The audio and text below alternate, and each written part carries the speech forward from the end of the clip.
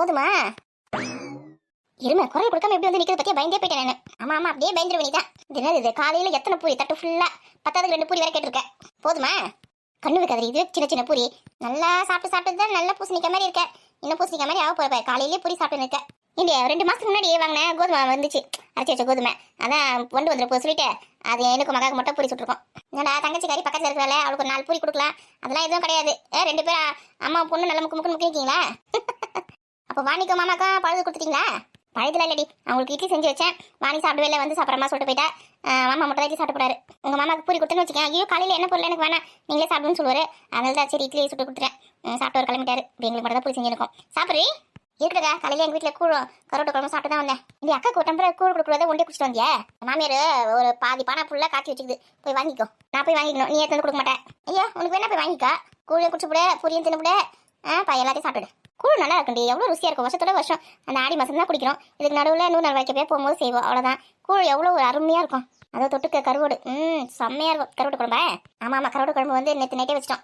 நித்த நித்த நெல்லு சோறு கத்தரிக்கா நேற்று வச்ச மீன் குழம்பு என்ன இழுக்குதனே. அது மீன் குழம்பு இல்லை, கருவோடு குழம்பு. அது மட்டும் நேற்று வச்சிருந்தாலே இன்னைக்கு சூப்பராக தான் இருக்கும். கத்திரிக்காய் போட்டி அதில் நான் தான் வைக்கிறேன். எங்கள் மாமி தான் வச்சுது, கத்திரிக்காய் போட்டு தான் வச்சுக்குது. அம்மா அப்போ என்ன மனமா இருக்கும். ஐயோ நான் சொல்ல வந்ததே மந்திரம் போல இருக்குது. எங்கன்னா எதுக்கு வந்தாங்க, ஏன் வந்தாங்க எதுவும் கேட்காதாடி, பாடுன்னு பேசினே இரு. லூசு மாதிரி. இது லூசு மாதிரியா கொழுப்பு உனக்கு? சரி என்ன விஷயம், எதுக்கு வந்த? அப்படி கேட்க சொல்கிறேன் பார். இன்னைக்கு வந்து எங்கள் நாத்தனார் வீட்டுக்கு போகிறேன்க்கா.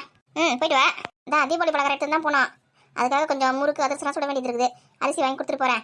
என்ன கொஞ்சம் மாவரைச்சி அதிரசம் முறுக்கில் கொஞ்சம் சுட்டு வை. நான் போய் காய்கறி வாங்கி வந்துடுறேன். இல்லையே மகா இருக்கா கூட, மன கொஞ்சம் ஹெல்ப் பண்ணுவா. இன்னும் ஒருத்தர் கூட இருந்தால் கொஞ்சம் நல்லா இருக்கும். இந்த முறுக்கெல்லாம் பெரிய தெரியாது அவளுக்கு மகாக்கு. நீ பாட்டு இப்போ காய்கறி வாங்க போகிறேன். நான் மட்டும் எப்படி செய்யறது? நானும் இவளுக்கு செஞ்சு தானே, சங்கிக்கும் செஞ்சு செய்யணும்ல, எத்தனை கொடுக்கணும்ல. அதான்க்கா 2 பேருக்குமே மொத்தமாக செஞ்சிடலாம். இன்னைக்கு வந்து வசந்தி வீட்டுக்கு எடுத்து கொடுத்துட்டு வந்துடலாம். நாளைக்கு வந்து சங்கிக்கு போய் கொடுத்துட்டு வந்துடலாம். என்ன எவ்வளோ நாள் ஆகுது? தீபாவளி முடிஞ்சு 1 மாதம் ஆக போகுது. இதுக்கே வந்து வசந்தியோட மாமியார் என்ன சொல்ல போகுது தெரியல, எனக்கு பயமா இருக்குது. ஆமாம் இருக்க தள்ளி போச்சுன்னா அதுக்கப்புறம் பொங்கலே வந்துடும் போகுது. தீபாவளி பலகாரம் பொங்கலுக்கு தான் பிரச்சனை கொடுத்தா சிரிப்பா சிரிச்சு போயிடாது. மாமியார் வருவாங்க கூட மாட உனக்கு ஹெல்ப் பண்ணுறதுக்கு. நான் போயிட்டு பசங்களுக்கு ஸ்கூலில் விட்டுட்டு அரிசி வெள்ளம் எல்லாத்தையும் வாங்கி கொடுத்துட்டு போகிறேன். என்ன எல்லாம் கொஞ்சம் மட்டும் செஞ்சு வச்சிரு எனக்கு.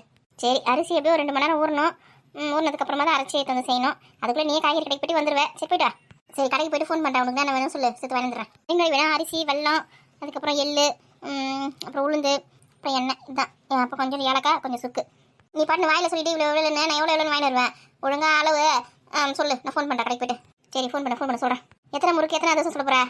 101 முறுக்கு, 101 அதிரசம், 101 ஓட்டடக்கா. இனி இவ்வளோ செஞ்சு எடுத்துன்னு போனால் அங்கே சாப்பிட்றதுக்கு ஆள் இருக்குதா? எப்படியா இருந்தாலும் நம்ம எடுத்துமே கொடுக்கும்போது நம்மளுக்கு கொஞ்சம் வச்சு தருவாங்களே. அதில் ஒரு 10-20 நமக்கு கொடுத்துருவாங்க. அதை நம்ம திரும்பி எடுத்துன்னு போகிறோம். அவங்களுக்கு ஒரு 70-80 அவங்களுக்கு போவோம். அப்படி ஒரு கணக்கு படி கொடுத்தாதான். கொஞ்சமாக கொடுத்துன்னு வச்சுக்கேன். வசதியோட மாமே திட்டம். 6 மாதத்துக்கு வச்சு சாப்பிட போகிறாங்களா? அவங்க 6 மாதத்துக்கு வச்சு சாப்பிட ரோட்லாம் உட்காந்து விற்கிட்டோம். நமக்குலாம் அதை கொடுக்க வேண்டிய நம்ம கடமை கொடுத்துட்டு வந்துடலாம். சரி ஆடாத போய்ட்டு வா. சரிக்கா நான் சீக்கிரமா போயிட்டு சீக்கிரமா வந்துடுறேன். இப்போ பசங்களுக்கு கொஞ்சம் ஸ்கூல் வந்து கூட்டு போகிறேன். மாமா தான் ஸ்கூலில் விட்டுட்டு அப்படியே கடைக்கு போகிறேன். இதே சீக்கிரம் போனால் தானே 9 மணி பஸ் பிடிக்க முடியும். பஸ் போய்ட்டு போகிறது நீ வந்து போத்துக்கலாம். ஆமாங்க கடையான போன வேறு நிற்க வைப்பாங்க. பஸ் பிடிப்பினா பிடிக்க மாட்டேன்னு தெரியல. சரி நீ வேணா காசு கொடுத்துட்டு போ. நான் மகா வச்சு என்ன வேணும் வேணா சொல்கிறேன். மகா எப்போ போகிறேன்? ஏன் நீ போய் வாங்கினுவையா? அதுவும் சரி தான், நானே போய் வாங்கினறேன். காசு மட்டும் கொடு. ஏன் வாங்கிக்க வந்து காசு தரேன். இங்கே பாரு அப்படிதான் சொல்லுவேன். காசு அப்புறம் தர மாட்டேன். உனக்கு கொடுப்பியே. அம்மா அத்தை கைக்கு சுண்ணாம்பு வைக்க தெரியுமா? இதை என்னடி பண்ணுற? திரும்பி நின்று இரு காசு எடுக்கிறேன். எந்த பக்கம் நின்று எடுத்து நாங்கள் பார்த்துடுறோமா? அம்மா எவ்வளோ வச்சுருக்கீங்க, ஏது வச்சுருக்கேன் பார்த்துட மாட்டேன்.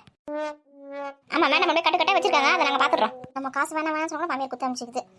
எவ்வளோ ஆகும் தெரியலையே. ஒரு 2000 ரூபாய் கொடுக்கலாம். அதுக்கிட்டேன் கொடுக்கலாம். அது கரெக்டாக கணக்கு சொல்லிட்டு மீதி காசு தரோம். இந்த காசில் 2000 ரூபாய் இருக்குது, பார்த்து செலவு பண்ணு. ஏமா பொருள் வாங்கிட்டு எவ்வளோ சேது ஆச்சுன்னு உனக்கு நான் பில்லு தரேன். உன் காசை நான் ஒன்றும் ஆட்டி போட மாட்டேன். அது தெரியும் இந்தா. ஐயோ கை சாப்பிட்ட கையா இருக்குதே. ஏடி மகா இங்கே கொஞ்சம் வா. சொல்லுங்கம்மா. சித்தி காசு தர பாரு, வாங்கி உள்ள வை. கடைக்கு போகும்போது என்கிட்ட கொடு. கொடுங்க சித்தி. இந்தம்மா. சித்தி சாப்பிட்றீங்களா? பூரி சுட்டு எடுத்துமா? அம்மா கேட்டதே சந்தோஷம். வேணாம் நான் காலையில் சாப்பிட்டேன் வீட்டில் கூழ்.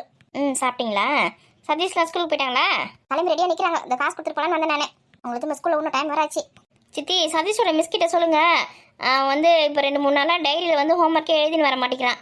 அவங்க செக் பண்ணுறாங்களா இல்லையான்னு கொஞ்சம் பார்க்க சொல்லுங்கள். அப்படியா? இந்த சதீஷ் பையனை எழுதாமல் வந்திருக்கோம். சொல்கிறேன் மிஸ்கிட்ட சொல்கிறேன். சாப்பிட்டு கொடுக்கணும் நல்லா. ஆமாம் அவன் டைரியில் எழுதி வந்தால் தான் என்ன ஹோம்ஒர்க்கு எதுன்னு தெரியும். என்னென்ன படிக்க வைக்கலாம், என்னென்ன எழுதி வைக்கணும் அப்படின்னு தெரியும். ஒன்றுமே இல்லாமல் அப்படி டைரி எடுத்துகிட்டு வந்தால் எனக்கு என்ன தெரியும்? நான் எதே சொல்லி தருவேன். வேணுன்னே பண்ணுறான் போல இருக்கவன். சரி நீ மிஸ்கிட்ட சொல்லிடுறேன். இந்த மாதிரி தான் எத்தனை ஒரு வேலை பண்ணி சுற்றின்னு வருது. காசு கொடுங்க. எப்படி போட்டு கொடுத்துட்டு போறா பார்த்தியா? இன்னைக்கு ஸ்கூலுக்கு போய் இருக்குது பாரு ஒருத்தர் கச்சேரி. என்ன நீ வேற மிஸ்ஸிங்கிட்ட மாட்டி விட்றாதடி சதீஷ. அவன் வந்து மறந்துட்டு இருப்பான் எழுதுறதுக்கு. ஆமாம் இந்த மாதிரி செல்லம் கொடுத்து சப்போர்ட் பண்ணியே கெடுங்க பசங்களை. ஒருத்தி கூறு கட்டுவேன். மிஸ்கிட்ட சொன்னா மிஸ் அடிப்பாங்க. இதா சதீஷ் கிட்டே சொல்லு ஒழுங்கா எழுதின்னு வரணும் அப்படி சொல்லிட்டு. சொல்றேன் நல்லா சொல்றேன். சரி நான் கிளம்புறேன். சரி போய்டா. இனி வரும்போது கொஞ்சம் புதினாலாம் வாங்கி வாடி. புதினா விலை கம்மியாக தான் விற்கிது போல இருக்கு. ஒரு கட்டு 5 ரூபா 3 கட்டு 10 ரூபா அப்படி தான் விற்கிது போல இருக்கு. உனக்கு இன்னும் கம்மியாக தருவாங்களா? வாங்கி வா. சரிக்கா கொத்தமல்லி கூட ரேட்டு கம்மியாக தான் இருக்குது. சரி எனக்கு 2 கட்டு கொத்தமல்லி 2 கட்டு புதினா வேணும்னே. வேற நீ காய்கறி எப்போ வேணும் வாங்கி வா. நான் எது வேணும் வாங்கிக்கிறேன். சரி நான் போயிட்டு வந்து ரசிக்கிறேன். சரிக்கா நான் போயிட்டு வந்து ரசிக்கிறமா கொஞ்சம் பழக்கம் ரெடி பண்ணி வை. சரி நீ சுட திரும்பி கொடுக்க போறேன் நாத்தனா வீட்டுக்கு. ஆமாம் சரி பார்த்து போயிட்டு. பசங்க வேறு வெளியே நின்று இருக்கோம். எங்கன்னா வீட்டில் நிம்மதியாக இருக்க முடியுதா? ஒரு ரெஸ்ட் எடுக்க முடியுதா? நான் போய் சாப்பிட்டு ஒரு காஃபியை குடிச்சிட்டு கொஞ்ச நேரம் படுத்து ரெஸ்ட் எடுக்கலான்னு பார்த்தேன். அதுக்குள்ளே வேலை வச்சு போயின்னு இருக்கா. இனி நான் தான் அப்படியே வீட்டுக்கு போகிறதுனா சொன்னேன். அப்படி வாங்குவே நீ. உங்கள் அம்மா தான் பாட்டி வீட்டுக்கு போயிருக்காங்களே, அவங்க வந்து வரத்துக்கு லேட் ஆகும். அப்படிதான் சொன்னாங்க உண்ட. தனியாக போய் நீ வீட்டில் போய் என்ன பண்ண போற? இந்த லூசு பக்கி யார்கிட்ட கத்தின்னு இருக்கேன்? அனிதா நீயா? வா வா வா. மகா அனிதா என்னன்னு கேட்டியா? என்னவா அனிதாக்கு? அது ஒன்றும் இல்லடி. நீ சும்மா இரு. அவங்க அம்மா வந்து பாட்டி வீட்டுக்கு போயிருக்காங்க.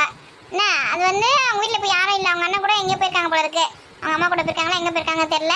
அவங்க அப்பாவும் வயலில் இருக்காரு. இப்போ வரமாட்டார். ஈவினிங் தான் வருவார். சாப்பாடு மத்தியானத்துக்கு எடுத்துன்னு போயிட்டு இருக்காரு காலையிலேயே. இப்போ இவ வந்து வீட்டுக்கு போறாளாம். நான் அவ மட்டும் எப்படி வீட்டில் இருப்பா சொல்லு? வீட்டில் தான் யாருமே இல்லையா? நீ மட்டும் என்ன பண்ண போற வீட்டில் போய் தனியாக இருந்து? சொன்னா கேட்க மாட்டேன். நான் வீட்டுக்கு போறேன்னு அழுதுனக்கா. நீ இன்னும் சின்ன குழந்தையா?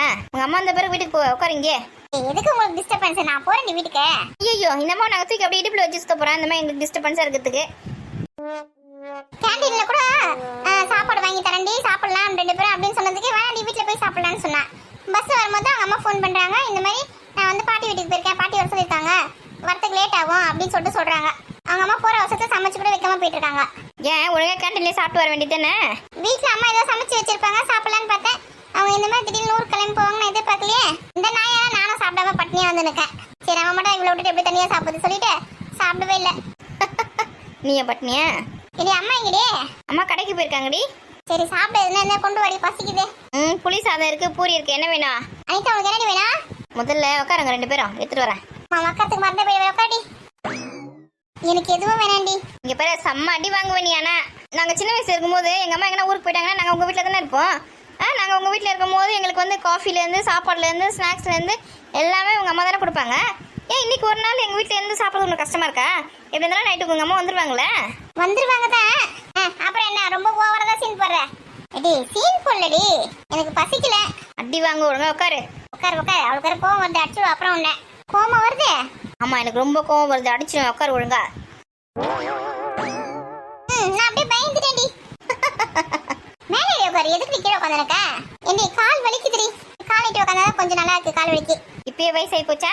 காலையில போகும்போது பஸ்ல ஒரே கூட்டம்ல நின்று போனோம். உட்காரத்துக்கு சீட்டே கிடைக்கல. நான் கால் வலிக்குது.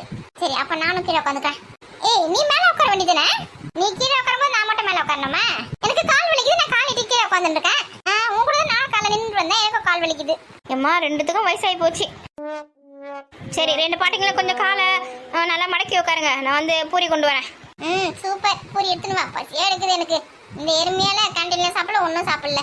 காலைல போய் 2 இட்லி தான் சாப்பிட்டேன். தோசை கேட்டேன். மசாலா தோசை லேட் ஆகும்னாங்க. சரி எக்ஸாமுக்கு லேட் ஆயிடுமே சொல்லிட்டு 2 இட்லி ஒரே ஒரு வடை தான் சாப்பிட்டேன். அது பசிக்குது.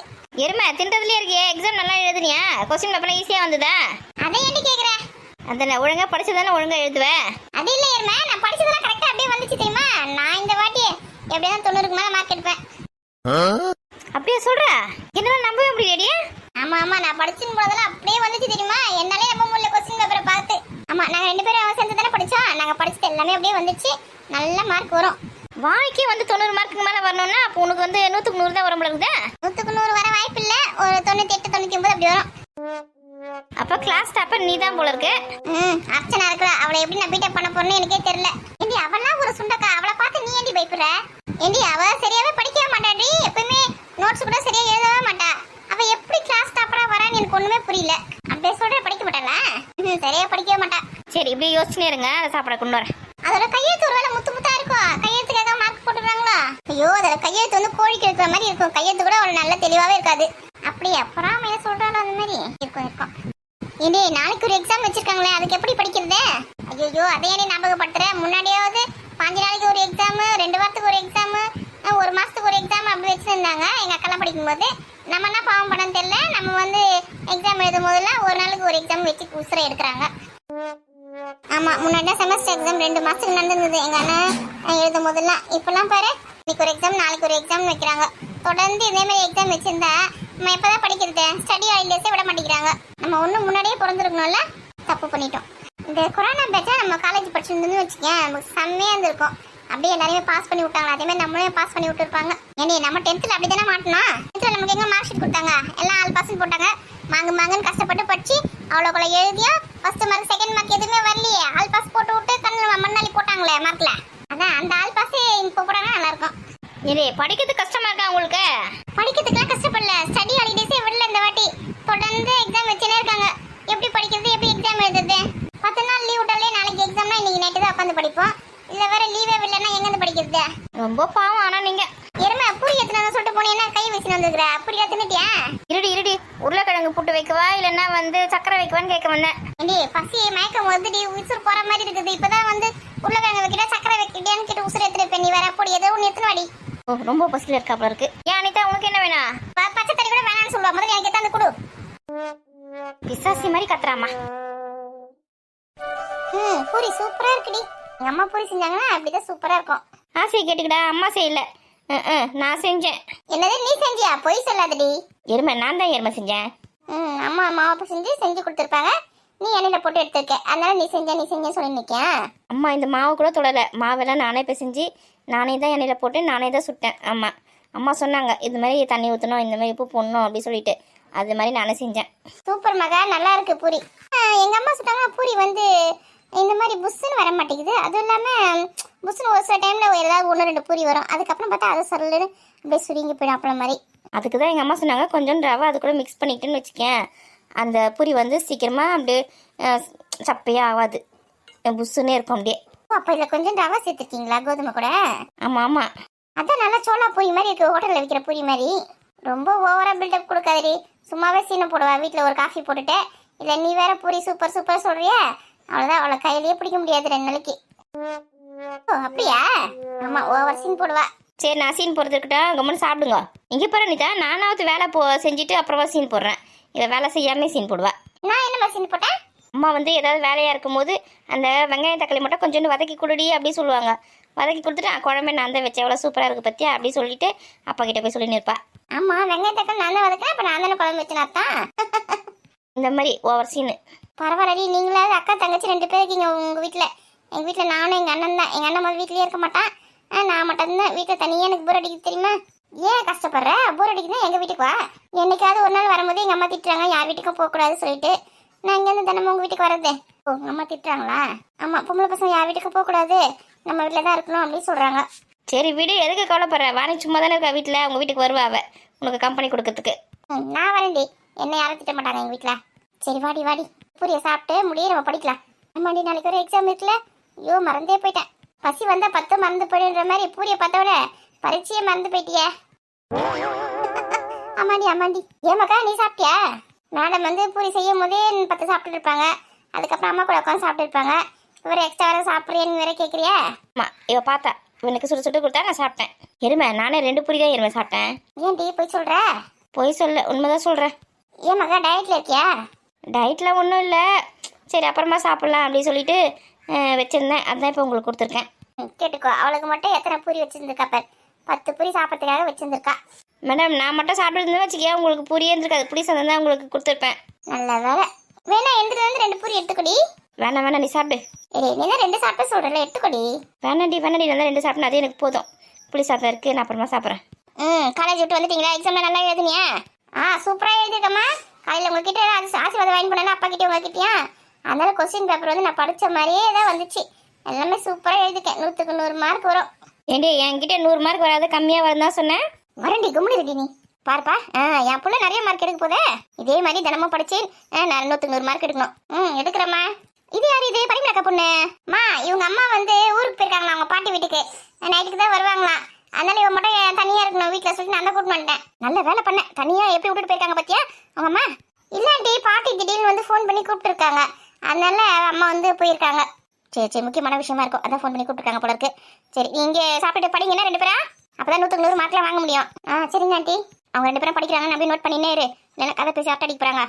பார்த்துக்கிறேம்மா. ஆமா, அரிசி பருப்பு எண்ணெய் எல்லாத்தையும் வெளியில வச்சிருந்தேன், கொஞ்சம் தூக்கி வரையாத. தூக்கிட்டு வரேம்மா. ஏமா கடையிலேருந்து தூக்கிட்டு வந்தீங்களா? வெளியிலேருந்து எங்கள் வீட்டுக்குள்ள தூக்கிட்டு வர முடியலையா?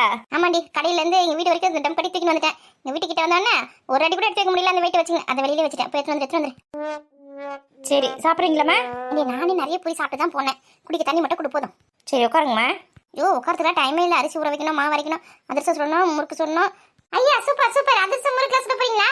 எப்படி குச்சின்னு வரா பத்தியா? ஆமாண்டி, சுட போறேன். சூப்பர்மா. எங்க காலேஜ் கூட கொடுத்தா பண்ண பசங்களுக்குலாம் கொடுக்கணும். கேட்டுனே இருக்குங்க, உங்க அம்மா சொல்ற அதிரசம் முறுக்குலாம் சூப்பரா இருக்குமே, ஏண்டி எத்தனை வந்து தர மாட்டேங்கிறேன்னு.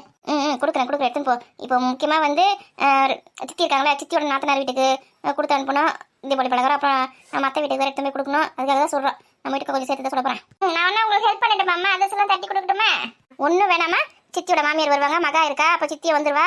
நான் இவங்களை வச்சு நான் செஞ்சுக்கிறேன். உங்க 2 பேருக்கு என்ன வேணா ஒழுங்கா உட்காந்து படிக்கிறே பாருங்க. நாளைக்கு எக்ஸாம் இருக்குல்ல. சரிம்மா. அப்போ நாங்கள் வந்து படிக்கிறோம். நீங்கள் வந்து முறுக்கு அதிரசமா சுட்டு எங்களுக்கு முதல் கொடுக்குறீங்க. நாங்கள் அப்படியே சாப்பிட்டுனே படிப்போம். சரியான தீனி பண்டாரம். ஆமாம், எங்கள் அம்மா சாப்பிடவே மாட்டாங்க அப்படியே. சரி, கொடுக்குறேன். சீக்கிரம் சாப்பிட்டு போய் படிங்க. ஃபர்ஸ்ட் படிப்பு தான் முக்கியம், அப்புறமா தான் அதிரசம் முறுக்குலாம் முக்கியம். அப்படி சொல்லுங்கம்மா. சரி, நீ அந்த பையன் போய் தூக்கிடுமா உள்ள. போ வேலை செய்ய உட்காந்து வேடிக்கை பார்த்துன்னு இருப்ப. அது எனக்கு தெரியும். உன் வாயை மூடு நீ. ஆரம்பிச்சாலுங்கம்மா. சண்டை போடுறதுக்குன்னா மட்டும் முதல்ல போயிடுவாளுங்கம்மா. ஒரு வேலை செய்யறதுக்கு கிடையாது. பொடி அம்மாக்கு வேலை செய்யடி.